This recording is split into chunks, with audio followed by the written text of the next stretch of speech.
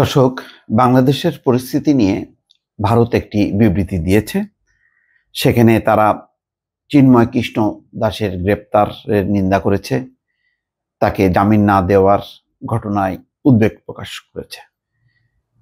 সাথে সাথে খুব দ্রুত বেগেই বাংলাদেশ তার জবাব দিয়েছে, বলেছে চিন্ময় দাস গ্রেপ্তারে দিল্লির বিবৃতি বন্ধুত্বের চেতনার পরিপন্থী। দর্শক, আপনাদের নিশ্চয়ই মনে আছে যে আমি একটি ভিডিওতে বলেছিলাম যে এই ধরনের বিবৃতি একেবারে সম্পূর্ণ বাংলাদেশের আভ্যন্তরীণ বিষয়ে হস্তক্ষেপে সামিল। এটা নজিরবিহীন, এটা কখনো ঘটে না। এমন না যে চিন্ময় দাস ভারতীয় কোনো নাগরিক অথবা অন্য কোনো দেশের নাগরিক, তিনি একান্তই বাংলাদেশের নাগরিক। বাংলাদেশের আইন অনুযায়ী তার বিরুদ্ধে পদক্ষেপ নেওয়া হয়েছে এবং সেটা আইনগতভাবে। এমন ঘটনা ঘটেনি যে চিন্ময় দাস গুমের শিকার হয়েছে, এমন ঘটনা ঘটেনি যে চিন্ময় দাস আয়নাঘরের বাসিন্দা হয়েছে, এমন ঘটনা হয়নি যে চিন্ময় দাস ক্রস ফায়ারের শিকার হয়েছে বা এনকাউন্টারের শিকার হয়েছে। সুতরাং আইনগতভাবে আরো 10 জনকে যেভাবে সরকার ব্যবস্থা নেয় যাদের বিরুদ্ধে, ঠিক তেমন ভাবেই নিয়েছে। এখানে আইনের ব্যত্যয় ঘটলো কোথায়, আইনের পরিপন্থী ঘটলো কোথায়? মানে কোনো কিছুই তো ঘটেনি, সব তো আইনসম্মত ভাবে হচ্ছে। এমনকি তাকে রিমান্ডে পর্যন্ত আনা হয়। যে অভিযোগ তার বিরুদ্ধে খুবই গুরুতর। শুধু বাংলাদেশের স্বাধীনতার পতাকা মানে অবমাননা, এটি দৃশ্যমান ঘটনা। অদৃশ্যমান ঘটনা হচ্ছে সারা দেশের সংখ্যালঘুদেরকে সংগঠিত করছে বেশ কিছু মিথ্যা অভিযোগের ভিত্তিতে। বেশ কিছু, আমি বলবো না যে পুরোপুরি, কিছু ঘটনা ঘটেছে সেটা রাজনৈতিক অন্যান্য ঘটনার সাথে যুক্ত। সুতরাং সেই ঘটনাগুলো সরকার তদন্ত করছে এবং তারা বারবার বলছে যে সকল ঘটনার তদন্ত হবে এবং দোষীদেরকে আইনের আওতায় আনা হবে। এর মধ্যে চিন্ময় দাসকে কোনো গোপনে গ্রেপ্তার করা হয়নি, প্রকাশ্যে গ্রেপ্তার করা হয়েছে এবং 24 ঘন্টার মধ্যে তাকে আদালতে সোপর্দ করা হয়েছে। আদালত তার জামিন নামঞ্জুর করে কারাগারে পাঠিয়েছে। এখানে কি এমন ঘটনা ঘটলো যে ভারত সাথে সাথে রিয়াক্ট করলো? কারণটা কি? দর্শক, বোঝাই যাচ্ছিল যে গত কয়েক মাস ধরে ভারত কিন্তু পথ পেতেছিল, সুযোগ খুঁজতেছিল। তারা যেমন দুর্গাপূজা উপলক্ষে কোনো রকম ঘটনা ঘটেনি, একেবারে এত চমৎকার একটি পূজা পর্বণ শেষ হলো, তারপরও ওই ভারতীয় পররাষ্ট্র দপ্তরের মুখপাত্র তার পেজে, তার অফিসিয়াল পেজে উদ্বেগ উৎকণ্ঠা প্রকাশ করেছে হালকা 2-1টা ঘটনাকে সূত্র ধরে। তো এইরকম পূজার সময় ভারতে অসংখ্য ঘটনা ঘটে, সেগুলোতে তো বাংলাদেশ উদ্বেগ জানায় না। বাংলাদেশের ঈদের সময় ব্যাপক ঘটনা ঘটে অনেক স্থানে, তো তখনও তো ভারতের কোনো উদ্বেগ উৎকণ্ঠা দেখা যায় না। শুধুমাত্র তারা ধর্মীয় বিষয়কে আঁকড়ে ধরে কেন বিবৃতি দিচ্ছে? এটা কি ভারতের যেই ধর্ম নিরপেক্ষ নীতি সংবিধানে তার সাথে সামঞ্জস্যপূর্ণ? মোটেও না।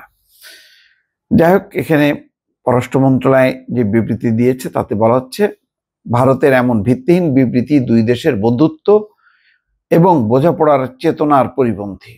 এখানে বলা হচ্ছে যে সেই চিন্ময় কৃষ্ণ দাসকে গ্রেপ্তারের ঘটনা কিছু মহল ভুলভাবে তুলে ধরেছে বলে জানিয়েছে বাংলাদেশের পররাষ্ট্র মন্ত্রণালয়।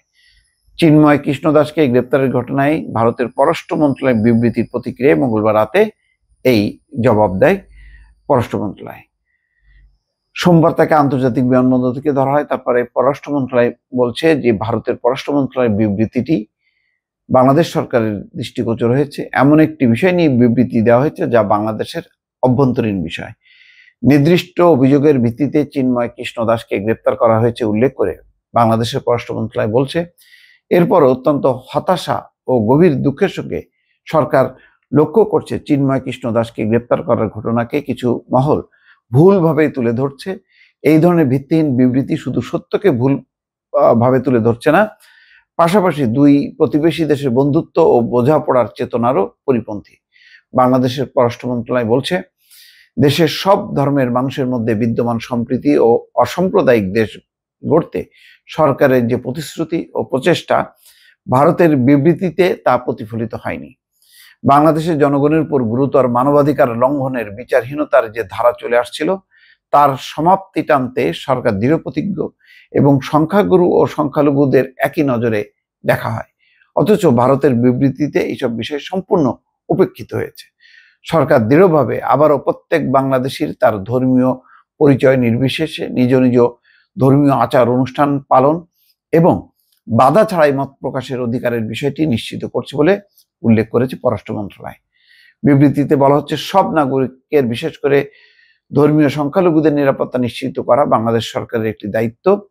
গত মাসে বাংলাদেশে শান্তিপূর্ণভাবে দুর্গাপূজা পালনের মাধ্যমে এটি আবারও প্রমাণিত হয়েছে। আমরা আবারও জানাতে চাই, বাংলাদেশে বিচার বিভাগ সম্পূর্ণ স্বাধীন। সরকার বিচার বিভাগের কাজে হস্তক্ষেপ করে না, আর চিন্ময় কৃষ্ণ দাসের বিষয়টি সম্পূর্ণ বিচারাধীন। সরকার দেশের সাম্প্রদায়িক সম্প্রীতি সমুন্নত রাখতে প্রতিশ্রুতিবদ্ধ উল্লেখ করে বিবৃতিতে বলা হয়েছে, মঙ্গলবার বিকেলে চট্টগ্রামের সাইফুল ইসলাম নামের এক আইনজীবীকে নৃশংসভাবে হত্যার ঘটনায় সরকার গভীরভাবে উদ্বিগ্ন। যে কোনো মূল্যে ধর্মীয় সম্প্রীতি বজায় রাখার জন্য বন্দর নগরীতে নিরাপত্তা জোরদার করেছে কর্তৃপক্ষ। তো সবচেয়ে আরো বড় নৃশংস এবং আইন বহির্ভূত ঘটনা ছিল সাইফুল ইসলাম নামে একজন আইনজীবীকে কুপিয়ে হত্যা করে। সেই বিষয়ে কিন্তু ভারতের কোনো উদ্বেগ উৎকণ্ঠার প্রকাশ পেল না। শুধুমাত্র ওই চিন্ময় দাস, যেহেতু সে হিন্দু সম্প্রদায়ের লোক, শুধু তার ব্যাপারে আলাদাভাবে বিবৃতি দিয়ে ভারত প্রমাণ করলো যে ভারত একটি আসলে ধর্মীয় একটি দেশ, হিন্দু সম্প্রদায়ের একটি দেশ। সেটাকেই বারবার তারা প্রমাণের চেষ্টা করছে। কিন্তু সাংবিধানিকভাবে ভারত একটি ধর্মনিরপেক্ষ দেশ, বাংলাদেশের মতনই একটি ধর্মনিরপেক্ষ দেশ। অথচ তার বিবৃতিতে শুধুমাত্র হিন্দু ইস্যু ছাড়া আর কোনো ইস্যু স্থান পায় না। দর্শক, ভালো থাকবেন। আল্লাহ হাফেজ।